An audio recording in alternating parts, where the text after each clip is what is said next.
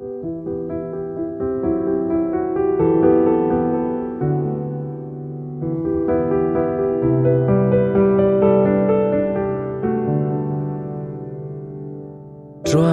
melong unang aplang broad baba ganom kerdu me pentia nga akido lengi bajerga me halam nga harut ki basnya Dry melong unang aplang broad baba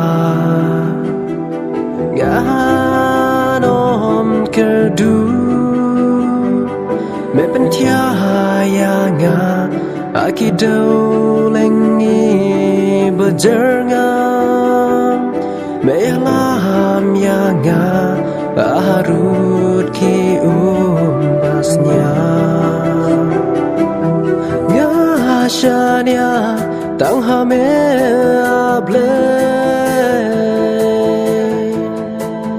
nga shania tang hame able nga shania tang hame able nga shania tang hame able Chingis nay chong me ya nga Jing pa chong me ya halam ya nga sha jing sha Nga sha nya tang ha me able Nga sha nya tang ha me able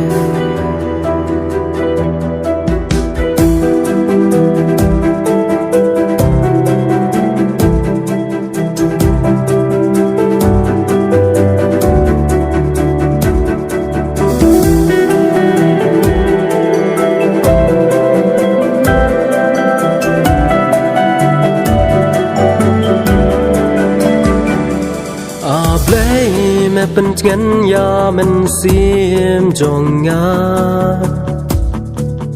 wa tha preng ka jing du me pen kre jing bam ha khmat kinong shun jong nga me pen sle ya nga da ka pnya Shania tang ha me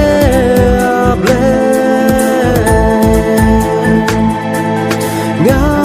shania tang ha me able nga shania tang ha me able nga shania tang ha me able Chingis nay chong me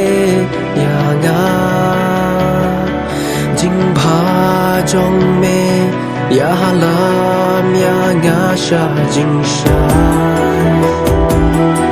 Nga sha nya tang ha me able Nga sha nya tang ha me able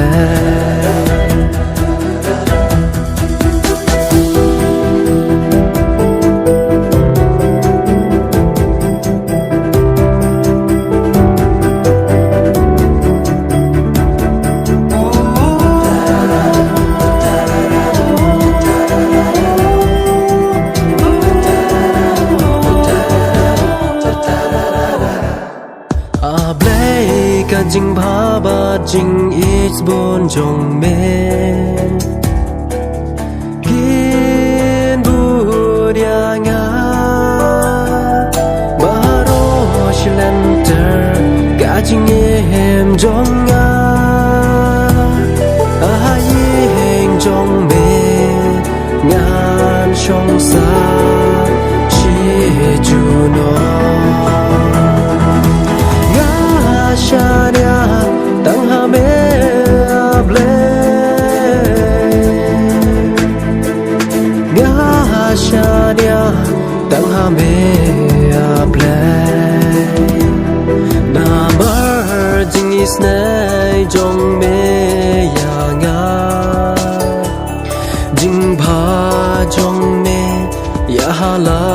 mya nga sha jing shai nga sha nya tang ha me ble nga sha nya tang ha me ble nga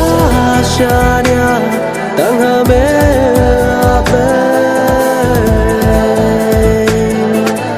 nga sha nya